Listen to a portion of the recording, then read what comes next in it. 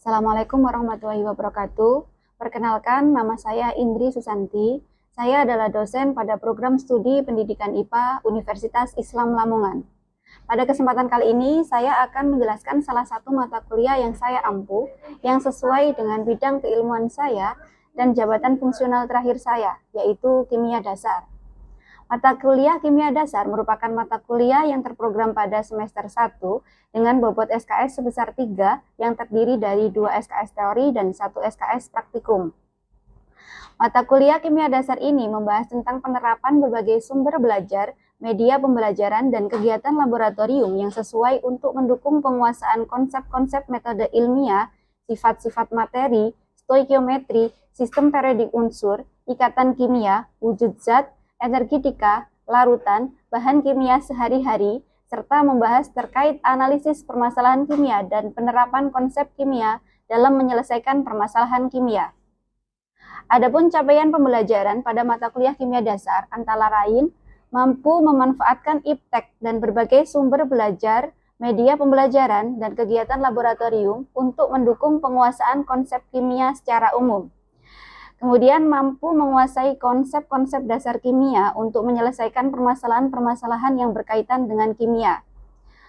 Selain itu, mahasiswa diharapkan mampu membuat keputusan tentang keterkaitan konsep dasar kimia dengan pengetahuan sesuai program studinya, serta mampu memiliki sikap jujur dan tanggung jawab dalam mempelajari konsep dan kegiatan laboratorium yang sesuai.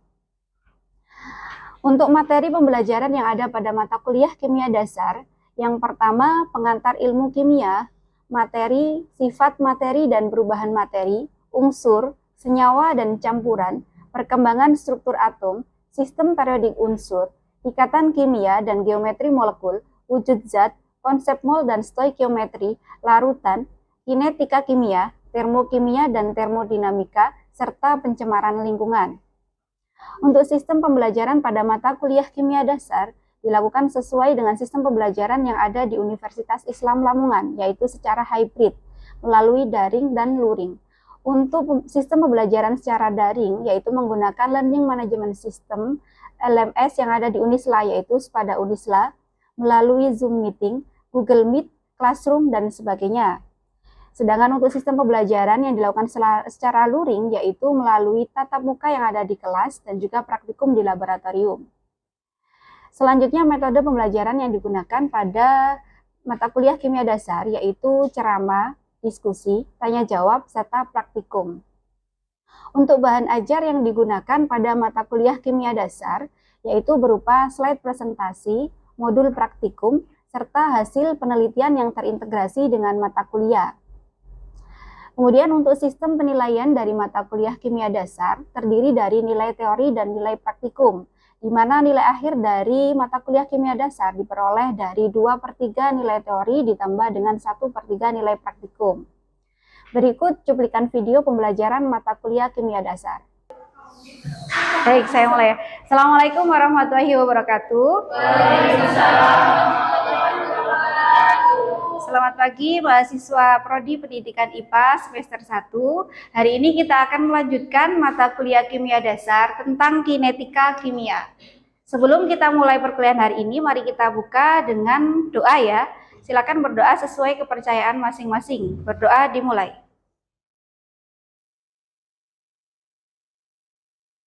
Selesai. Oke, hari ini hadir semua? Hadir semua, alhamdulillah sehat. Oke, langsung saja ya, kita masuk ke topik kinetika kimia. Kinetika kimia memiliki capaian pembelajaran yang pertama, mampu menjelaskan konsep kinetika kimia dan faktor-faktor yang mempengaruhi kinetika reaksi kimia. Kemudian yang kedua, mampu menerapkan konsep kinetika kimia dalam menyelesaikan permasalahan kimia. Oke, untuk definisi dari kinetika kimia ini merupakan bidang kimia tentang laju reaksi. Untuk lebih jelasnya, kita bisa mengamati dari contoh reaksi yang saya berikan di slide, yaitu ada 2NO2 menjadi 2NO plus O2 yang diilustrasikan seperti gambar berikut. Nah, berdasarkan waktu yang berjalan, maka kita bisa melihat bahwa NO2 akan semakin berkurang. Kemudian NO dan O2 akan semakin bertambah. Bisa kita lihat di sini kan, NO2-nya awalnya sebesar ini, kemudian dia berkurang dan mulai terbentuk NO serta O2, dan hingga akhir nanti akan terbentuk NO dan O2. Maka bisa disimpulkan bahwa definisi dari kinetika kimia adalah berkurangnya konsentrasi reaktan atau bertambahnya konsentrasi dari produk. Di sini yang sebagai reaktan siapa? Reaktan. 2NO. Oke, 2NO2 ini sebagai reaktan atau bahan untuk reaksi. Sedangkan yang NO dan O2 adalah hasil reaksi atau produk. Maka nanti yang berkurang adalah NO2 dan yang bertambah adalah NO dan O2. Seperti itu. Kita lanjut. Nah, selanjutnya persamaan kinetika kimia. Mahasiswa harus bisa menuliskan persamaan ini ya, laju reaksi kimia ya. Oke, persamaan laju reaksi kimia sesuai dengan contoh reaksi yang sama, yaitu 2NO2 menjadi 2NO plus O2. Laju reaksinya bisa dituliskan seperti ini. Konsentrasi pada waktu T2 dikurangi konsentrasi pada waktu T1 dibagi dengan selang waktu. Atau bisa dituliskan, disimbolkan seperti ini ya. Laju reaksi sama dengan delta A, konsentrasi dibagi dengan delta T. Oke, ini grafik yang menjelaskan tentang reaksi. Diamati ya, NO2, mana NO2 yang warna apa? NO2 yang grafiknya warna hijau. Kita bisa lihat di grafik yaitu NO2 mengalami penurunan. Penurunan berarti dia mengalami apa? Pengurangan konsentrasi. Sedangkan yang NO-nya warna apa? Oke, NO yang warna biru, kita bisa melihat bahwa NO-nya ini mengalami peningkatan atau kenaikan. Dan O2 juga sama, mengalami peningkatan atau kenaikan. Berarti NO dan O2-nya konsentrasinya bertambah. Seperti itu ya, untuk penulisan persamaan kinetika kimia dan definisi kinetika kimia. Oke, selanjutnya ini ada persamaan kinetika kimia. Sama, reaksinya masih sama ya. Reaksi yang tadi, nah bisa dituliskan seperti ini. NO2 tadi berkurang, maka kita pakai simbol minus delta konsentrasi NO2 per delta T. Atau yang ini tadi bertambah, produk bertambah, berarti pakai simbol plus ya. Plus delta konsentrasi NO per delta T. Kemudian di sini ada O2 per delta T ya, dikalikan 2. Kenapa kok dikalikan 2? Karena ini tadi, ini kan ada 2 ya, dibagi 2, kemudian ini juga ada dibagi 2. Untuk menghilangkan pembaginya, maka dikalikan 2 semuanya. Seperti itu. Kalau kita tuliskan, bisa ditulis gini asal mulanya ya. 2NO fase gas menjadi 2NO fase gas plus O2 fase gas. Nah, oke, kita tuliskan persamaan lajunya yaitu V sama dengan min delta dari konsentrasi NO2 per delta T. Nah, tapi ingat di sini ada 2, maka dikalikan 2. Ini. Sama dengan juga yang NO di sini sebagai produk, maka plus ya, bertambah delta konsentrasi NO per 2 delta T sama dengan juga plus karena dia sebagai produk, jadi plus delta konsentrasi O2 per delta T.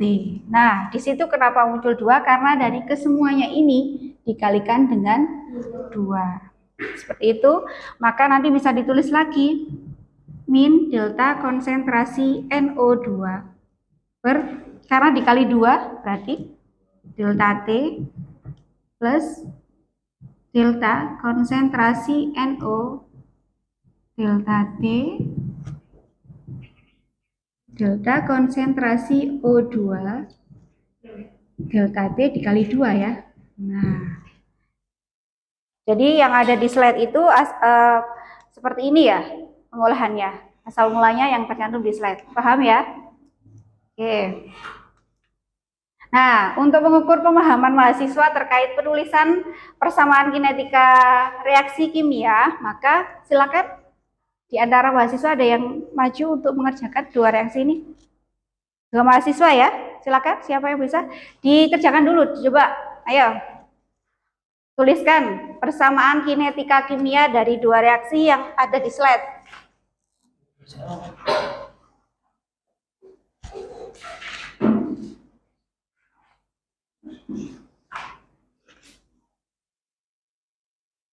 Bisa, Mbak?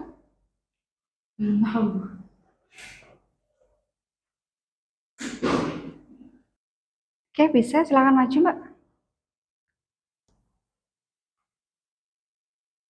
Reaksi yang apa, Mbak? Yang A atau B? Oke, yang A. Yang B siapa?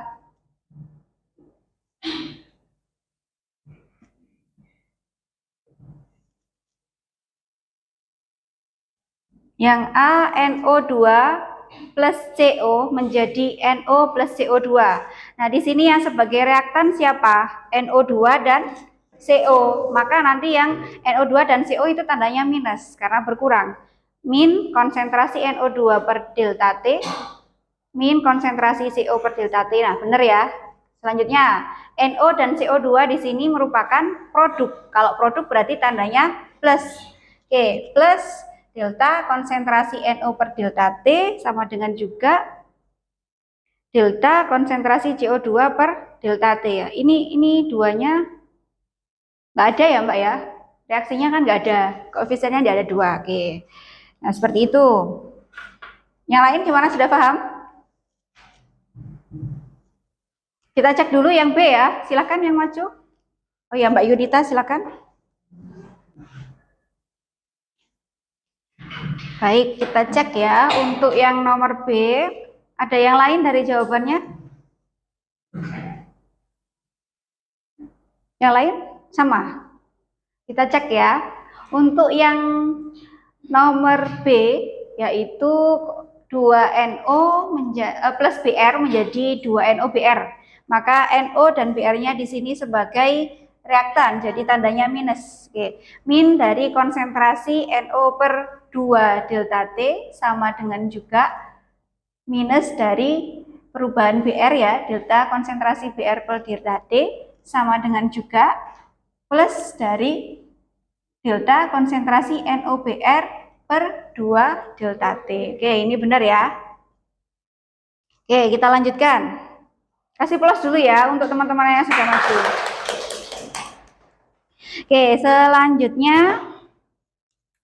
terkait hukum kinetika kimia. Hukum kinetika kimia di sini dibagi menjadi dua, yaitu differential rate law dan yang kedua integrated rate law. Untuk perbedaan dari kedua hukum ini terletak pada ini. Kalau differential rate law itu laju reaksi tergantung pada konsentrasi. Sedangkan integrated rate law laju reaksi bergantung pada waktu.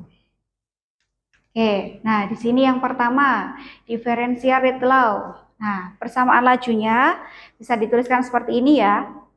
Jadi ada reaksi, maka yang ditulis itu reaktannya. Reaktannya di sini ada BRO3 min, kemudian BR min, H plus. Nah, lalu dikalikan konstanta laju dan pangkat ordernya masing-masing. Itu untuk yang differential rate law. Kemudian yang integrated rate law itu dibagi menjadi 3, yaitu orde 1, orde 2, dan orde 0. Nah, ini yang orde 1. Orde 1 bisa dilihat dari persamaan ini lajunya, yaitu A itu sebagai reaktan, jadi minus delta konsentrasi A per delta T, maka bisa dituliskan K kalikan konsentrasi A pangkat 1, karena dia ordenya 1. Kemudian diturunkan lagi hingga menjadi persamaan ln A sama dengan min KT plus ln dari konsentrasi A0, konsentrasi awal. Oke, selanjutnya orde yang kedua, second order. Nah, second order bisa dituliskan persamaan lajunya, yaitu seperti ini.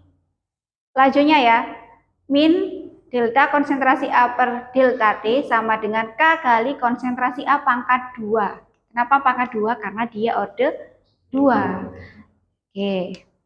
Lanjut, untuk yang zero order, orde ke 0. Orde ke 0, nah kita bisa menuliskan persamaan lajunya, yaitu K kali konsentrasi A pangkat 0. Gitu.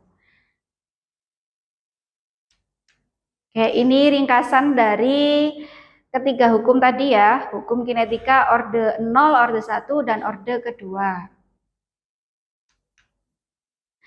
Selanjutnya mekanisme reaksi. Jadi kinetika reaksi itu kan bisa dicapai melalui beberapa mekanisme. Ada reaksi yang berjalan secara langsung, ada juga yang melalui beberapa tahap reaksi. Nah, di sini mekanisme reaksi terjadi dari dua tahap, step 1 dan step 2. Reaksi ini NO2 plus CO menjadi NO plus CO2 itu terjadi dari dua reaksi. Ya, dua tahap reaksi. Yang pertama NO2 plus NO2 menjadi NO3 plus NO. Dan tahap yang kedua yaitu NO3 plus CO menjadi NO2 plus CO2.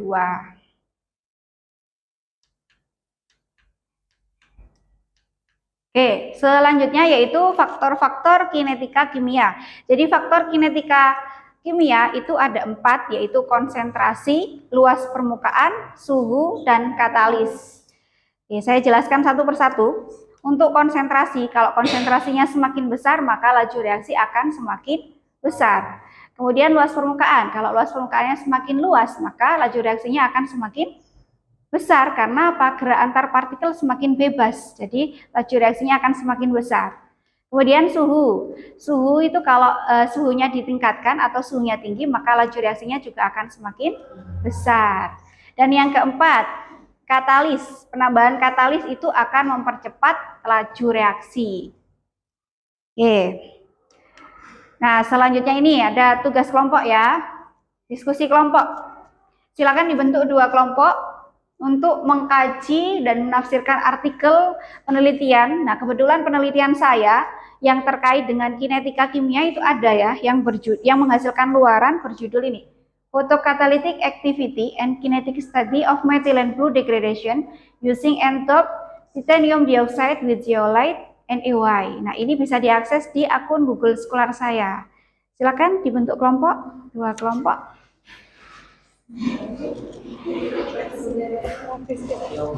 Oke, 2 kelompok, ayo dibentuk 2 kelompok, kemudian bisa diakses ya artikel tersebut di Google Scholar. Analisis itu, pokoknya sama diskusikan sama teman-temannya.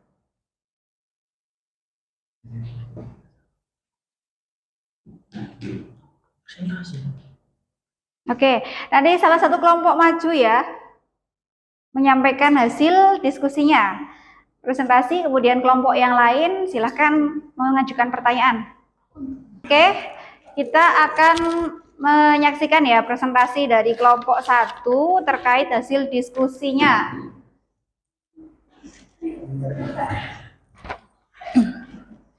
Oke, Assalamualaikum warahmatullahi wabarakatuh. Waalaikumsalam warahmatullahi wabarakatuh.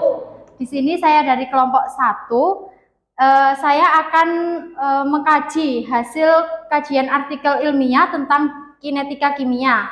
Untuk yang pertama yaitu konsep kinetika kimia dapat digunakan untuk reaksi fotokatalitik zat warna metilen biru menggunakan zeolite main doping TU2.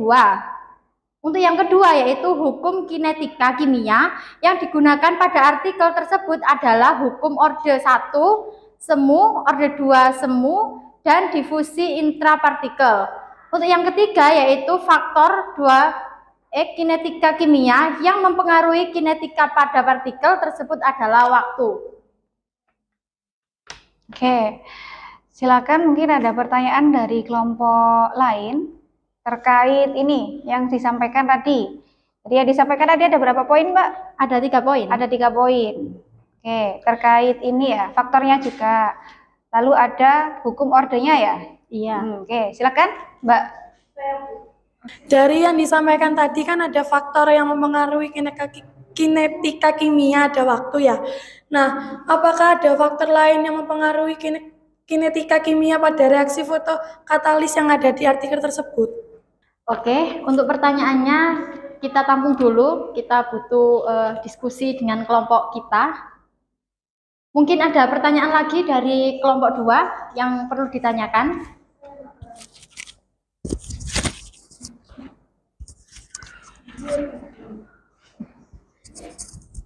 Bagaimana sih cara kita jika ingin mengamati faktor kinetika kimia yang lain? Sebelumnya saya mohon maaf saya mohon izin melanjutkan untuk menjawab pertanyaan yang pertama dari rekan saya, ya Mbak Nisa. Pertanyaannya adalah selain faktor waktu, apakah ada faktor lain yang mempengaruhi kinetika kimia pada reaksi fotokatalisis yang ada pada artikel ini? Maka jawabannya adalah karena pada metode penelitian yang tertulis di artikel, variasi penelitian yang dilakukan hanya tentang waktu, maka faktor laju yang ada pada artikel tersebut hanya tentang waktu juga. Jadi begitu kurang lebihnya, mohon maaf. Oke, untuk pertanyaan yang kedua di sini saya mau bantu menjawab. Tadi pertanyaannya bagaimana jika ingin mengamati pengaruh faktor kinetika kimia yang lain, gitu ya Mbak ya? Jadi menurut kelompok kami, untuk mengamati pengaruh faktor lain, maka pada metode penelitian bisa dilakukan variasi selain waktu seperti variasi konsentrasi atau penambahan katalis. Mungkin cukup atau gimana Mbak? Terima kasih. Oke, demikian itu saja. Kurang lebihnya saya mohon maaf. Saya akhiri. Wassalamualaikum warahmatullahi wabarakatuh. Waalaikumsalam warahmatullahi wabarakatuh. Silakan beri plus untuk kita semua ya. Oke. Ya, terima kasih untuk kelompok 1 sudah menyampaikan hasil diskusinya dan kelompok 2 tadi mengajukan pertanyaan ya. Oke. Jadi di salah satu artikel ini contohnya ya, itu mengamati tentang faktor laju yaitu waktu. Untuk yang faktor lain itu bisa juga diteliti ya. Dengan cara apa? Menambah variasi konsentrasi atau menambah katalis itu. Seperti sudah dijawab oleh kelompok 1 tadi. Oke, saya rasa sudah cukup perkuliahan kita hari ini ya tentang kinetika kimia. Sebelum saya akhiri, saya mau memberikan kesimpulan terlebih dahulu terkait pertemuan hari ini ya. Jadi untuk kinetika kimia tadi definisinya adalah berkurangnya konsentrasi reaktan atau bertambahnya konsentrasi produk. Kemudian untuk hukum lajunya itu ada hukum orde 1, orde 2, orde 0 ya. Kemudian untuk yang faktor laju, faktor yang mempengaruhi laju reaksi yaitu ada apa aja? Suhu, ya, katalis. Oke, ada 4 faktor ya. Oke, saya rasa sudah paham ya. Baik, sudah cukup perkuliahan kita hari ini. Semoga bermanfaat. Saya akhiri. Assalamualaikum warahmatullahi wabarakatuh. Waalaikumsalam warahmatullahi wabarakatuh. Selanjutnya saya akan menjelaskan terkait penelitian saya yang terintegrasi dengan mata kuliah kimia dasar. Di antaranya penelitian yang berjudul Upaya Mereduksi Limbah Zat Warna Metilen Biru Menggunakan Komposit Lempung Alam Kulit Pisang yang didanai oleh Kemenristek Dikti pada skema PDP sebesar Rp19.850.000. Penelitian tersebut menghasilkan luaran berupa publikasi artikel pada jurnal terakreditasi Sinta 5.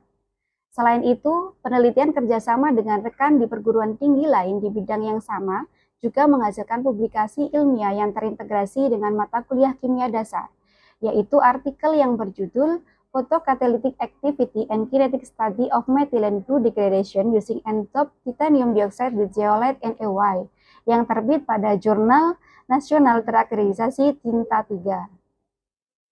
Selanjutnya, pengabdian yang sudah saya lakukan yang sesuai dengan bidang keilmuan saya antara lain melakukan kegiatan edukasi terkait pemanfaatan limbah kulit pisang untuk adsorpsi zat warna pada masyarakat Desa Moronyamplung, Kecamatan Kebangbau, Kabupaten Lamongan.